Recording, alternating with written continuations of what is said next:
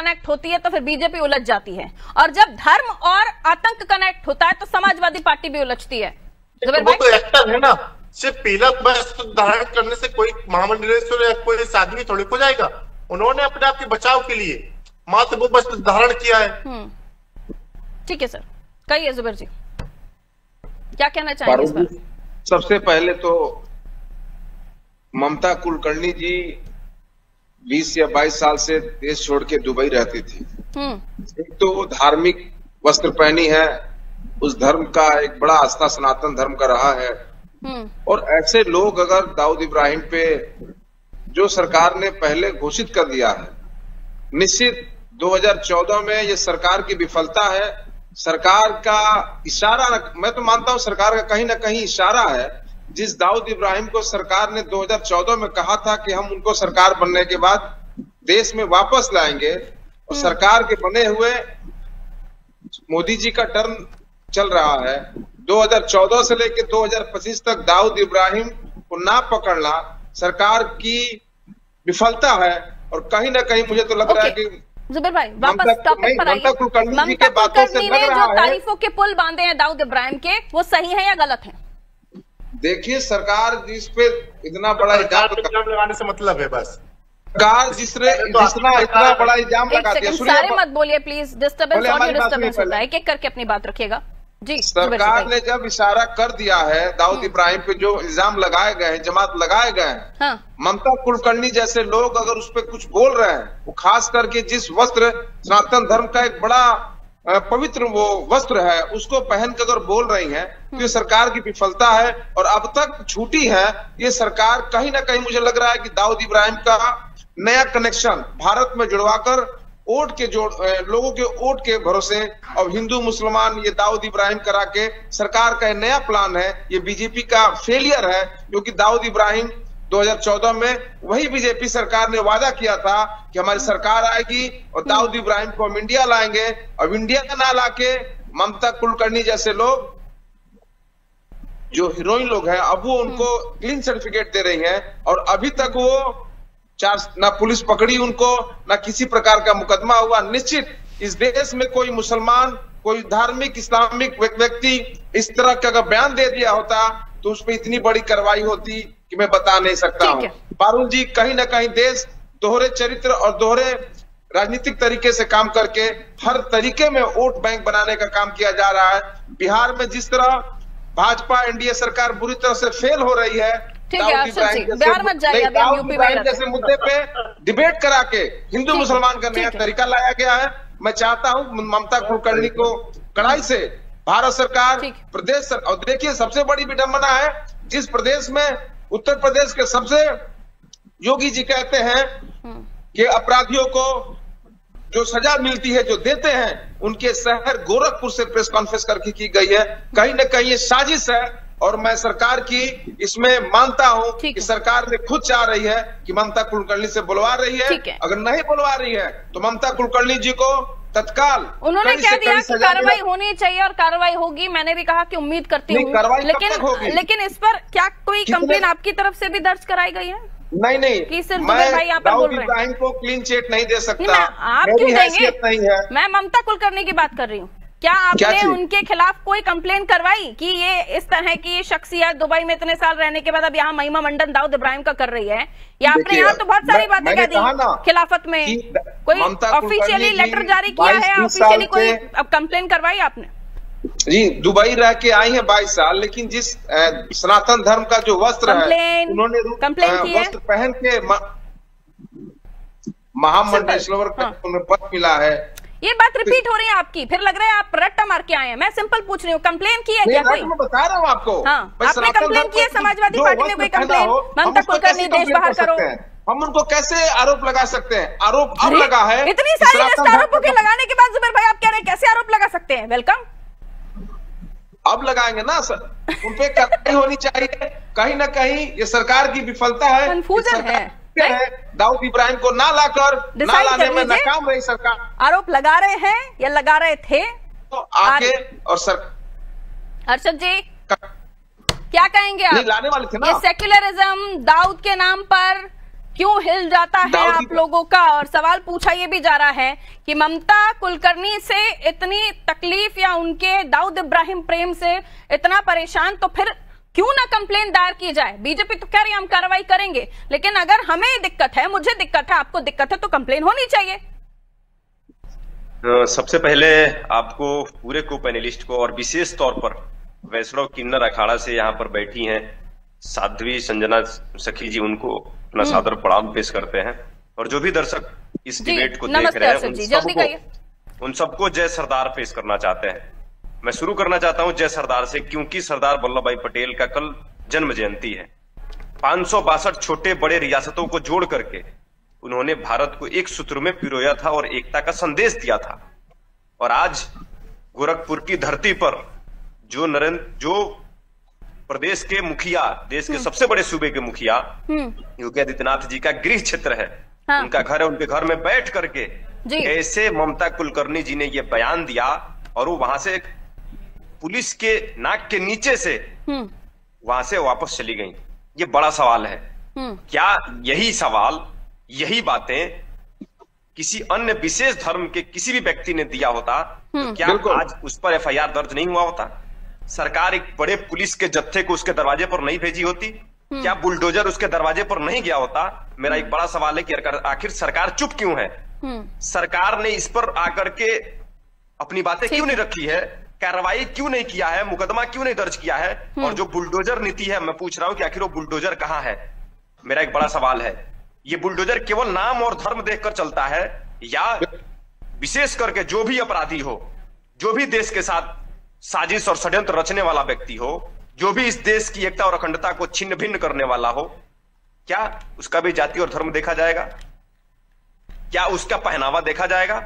या आंख बंद करके, जैसे न्याय की तराजू पर जब आदमी चढ़ता है तो न्याय की तराजू पर जो न्याय देने वाला निशान है ना, उसके आंखों पर पट्टी बंधा है।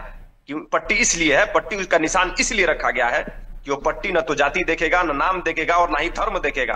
तो मेरा सवाल है इस प्रदेश के सबसे बड़े इस देश के सबसे बड़े प्रदेश के सूबे के मुखिया योगी आदित्यनाथ जी से, आखिर कैसे ममता कुलकर्णी जी पर अभी तक एफआईआर दर्ज नहीं हुआ?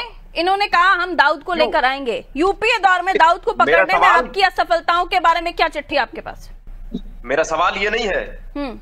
मेरा सवाल है, आपका सवाल नहीं, मैं सवाल पूछ रही हूँ। जी पूछिए। हाँ, मैं पूछ रही हूँ आपसे कि इन्होंने कहा हम आएंगे, हम दुबई से पकड़ के लाएंगे। ठीक है, आप लोगों के जो आरोप रहते हैं, मैं पूछ रही हूँ यूपीए दौर में भी दाऊद को पकड़ने में असफलताओं का दौर रहा, उसके बारे में क्या कहेंगे? सारे काम बीजेपी करे। पिछले तीन टर्म से देश के ये कहने वाले कि सबसे 56 इंच का छाती है, सबसे मजबूत नेतृत्व मिला है देश को, ऐसा भारतीय जनता पार्टी प्रोजेक्ट करती है नरेंद्र मोदी जी को। मैं आपसे पूछ रहा हूं, केवल दाऊद इब्राहिम ही नहीं, दाऊद इब्राहिम को तो लाने में ये सरकार असफल रही ही। ठीक है, मैं आपसे पूछ, थोड़ा सा बस 10 सेकंड दे दीजिए मुझे। हाँ, ठीक है, 10 सेकंड। विजय माल्या, थोड़ा सा बस 10 सेकंड वेट कर लीजिए। जी कहिए। विजय माल्या, जुबेर भाई रुक जाइए, 10 सेकंड बोल रही है, उसके बाद आ रही हूँ, कहिए। विजय माल्या, मेहुल चौकसी, नीरव मोदी, ये सारे लोग कहाँ हैं?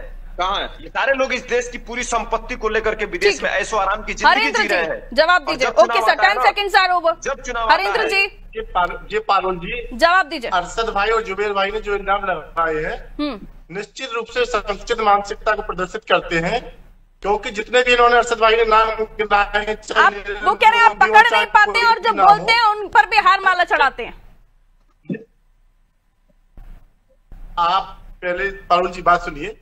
जिस सबके सब किसके शासन में कांड करके भागे हैं, तब तो इन्हीं की सरकार थी।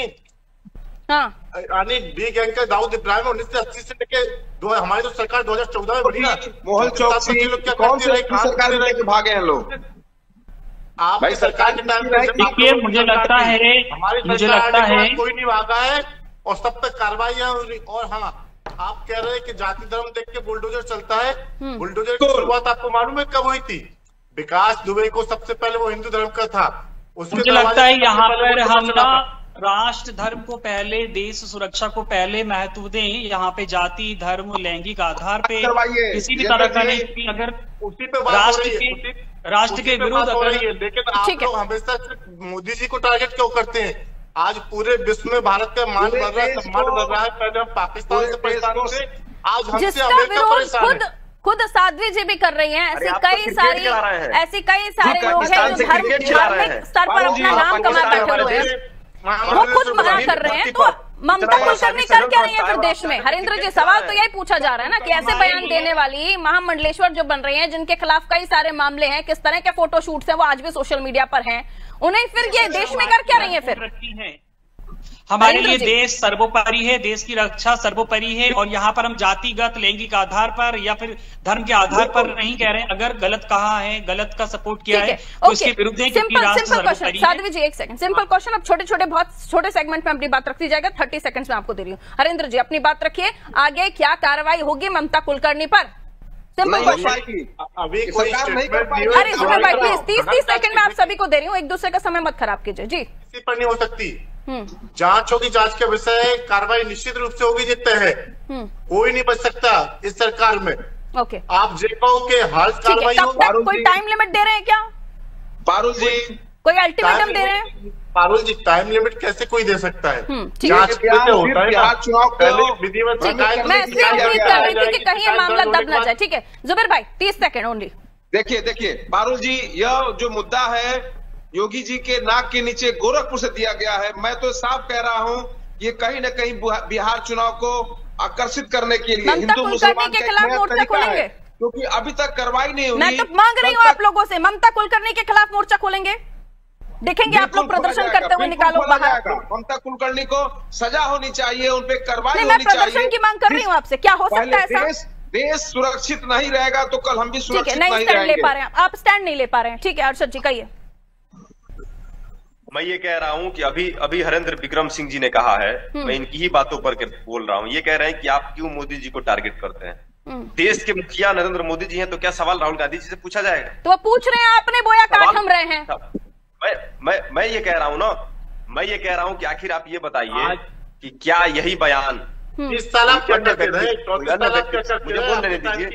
मुझे बोलने दीजिए, यहाँ बोलने की आजादी को मत छीनिए, मुझे बोलने दीजिए जल्दी सर प्लीज। मैं ये कह रहा हूँ कि क्या यही बयान अगर कोई तो अन्य व्यक्ति दिया होता, किसी अन्य धर्म का व्यक्ति दिया होता, तो क्या उस पर कार्रवाई नहीं होती? और बस एक बात, आई लव मोहम्मद का बैनर लगाने किसी और पर कार्रवाई होती? कानपुर की धरती पर आई लव मोहम्मद का बैनर लगाने पर कारखाना चला रहा था धर्म परिवर्तन का, उस पर कार्रवाई हुई ना? तो आई लव मोहम्मद का बैनर लगाने पर कानपुर में उस पर मुकदमा हो जाता है। ठीक है साध्वी जी, अब आप धर्म खेल रहे हैं, राष्ट्रीय सुरक्षा से जुड़ा हुआ मुद्दा है। एक महामंडलेश्वर जो दुबई से एक एक्ट्रेस आती है, उसे महामंडलेश्वर बना दिया जाता है, आरोप लगते हैं और अब वो दाऊद का सपोर्ट करने लगती है। ये हिंदू मुस्लिम वाला विवाद ही नहीं है, ये एक ऐसी एक्ट्रेस को महामंडलेश्वर बनाकर महामंडलेश्वर बनाने की कोई नीलामी चल रही है क्या साध्वी जी? या देखा नहीं जाता है कि किसे आप कौन सी पदवी दे रहे हैं? ठीक है तीनों रुक जाइए, तीनों को डिस्कनेक्ट कीजिए। साध्वी जी सिर्फ आप बोलिए। जब हम बात देश रक्षा की करते हैं, देश सुरक्षा की करते हैं, यहाँ पे ना तो मुझे लगता है कि इस डिबेट में हम बात कर रहे हैं दाऊद से जुड़ी ममता कुलकर्णी को लेकर डिबेट हो रही है, ना तो यहाँ पे राहुल गांधी ने उनको बोला होगा, ना मोदी जी ने जाके बोला होगा, वो जो भी है। लेकिन यहाँ पर हमें सबसे पहले जो देखना है वो राष्ट्र की सुरक्षा, राष्ट्र हित में, कि आखिर धर्म की आड़ में कुछ ऐसे अनैतिक गतिविधि तो नहीं हो रही हैं जो देश की सुरक्षा में सेंध लगा रही है। क्योंकि आज जिस जगह पर आप बैठी हुई हैं, ये सवाल मैं इसलिए पूछना चाह रही हूँ क्योंकि आप समझ रही होंगी कि आखिर वहां पर पद कैसे बट रहे हैं। हम धार्मिक या धर्म से जुड़े हुए कोई भी लोग हों, आप धर्म का प्रचार करने वाले लोग हैं, आप हमारे धर्म को आम जनमानस तक पहुंचाने वाले लोग हैं, उन जगहों पर बैठकर ऐसे लोग आ जाएं तो फिर पद कैसे दिए जा रहे हैं? क्या उनके पीछे प्रोफॉर्मा है? जिस समय किन्नर अखाड़े में ममता कुलकर्णी को पद दिया जा रहा था, तो हमारी जगत गुरु हिमांगी सखी ने इसका पुरजोर विरोध किया था, जिसके बाद में उन पर हमला भी हुआ था। ये काफी देश में देखा होगा आपने कि उन्होंने जब ये आवाज उठाई तो उनके खिलाफ किस तरीके से उनके ऊपर अटैक हुआ, उनकी जान को कितना ज्यादा किस तरीके से ये पूरे देश ने देखा है। तो कहीं ना कहीं जब हम सत्य के लिए लड़ाई लड़ते हैं, दुबई से 22 साल बाद वापस आना, फिर महामंडलेश्वर बन जाना, बिल्कुल, ये अचानक से, क्योंकि एक प्रक्रिया होती है, अचानक से कोई कहीं से आता है, महामंडलेश्वर बन जाता है, तो मैं तो इसके खिलाफ हूं। मैं बिल्कुल, हम ऐसे उसके वो नहीं करते हैं, और हम तो कहते हैं कि ये बिल्कुल इसकी जांच होना चाहिए, क्योंकि ये देश विरोधी गतिविधि है कम से, क्योंकि जिस अखाड़े में शामिल हुई है तो उन अखाड़े की भी जांच होना बहुत जरूरी है। आखिर क्या सोचकर उन्होंने उसको बनाया है? कहते हैं बड़ा जिगर बड़ा दिल, जो आप कह रही हैं कि जिस अखाड़े से वो आती हैं वहां उस अखाड़े की भी जांच होनी चाहिए, ये जरूरी है सर हरेंद्र जी। ऐसे कोई भी आके धर्म का चोला ओढ़कर धर्म को बदनाम करे, सनातन धर्म की बात करके फिर अपने मंसूबों को हल करे, ऐसे लोग बर्दाश्त नहीं होंगे हरेंद्र जी। देश की सुरक्षा के लिए भी घातक हैं, और ये देश के अंदर ऐसे लोग रहना ये हमारी एकता के लिए भी घातक है। उम्मीद करती हूं कि इस पर बीजेपी को बड़ी कार्रवाई करेगी और जल्द कार्रवाई करेगी, क्योंकि ये आई गई वाली बात नहीं है। अगर इसका आप कनेक्शन देखें तो बहुत दूर दूर तक कनेक्ट हो रहा है, लेकिन इस पर राजनीति भी ना चमकाइए, क्योंकि ये मामला सीधे देश से जुड़ता है। दाऊद इब्राहिम वो शख्स था जिसने कईयों परिवारों को उनको सूना कर दिया, उनकी आंखों में आंसू ला दिए। किस तरह के बॉम्ब ब्लास्ट की बातें सामने आती हैं, आप पढ़िए तो 1993 में क्या क्या हुआ था। लेकिन आज जब ममता कुलकर्णी उनको क्लीन चिट देती हैं, तो कई सारे ऐसे लोग हैं जो आज उस दिन को याद करके दोबारा रोए हैं। इसलिए ममता कुलकर्णी के पीछे भी जांच होनी चाहिए। महामंडलेश्वर बनने के पीछे उनने क्या किया, क्या नहीं किया, कहां तक उनके सोर्सेस रहे, वो जहां से आ रही हैं, उनके कनेक्शन किस तरफ हैं, ये तमाम चीजें जांच का विषय है। ये सब्जेक्ट, ये मामला यूं ही नहीं जा सकता। रखिए अपना ख्याल, दीजिए मुझे इजाजत, नमस्ते।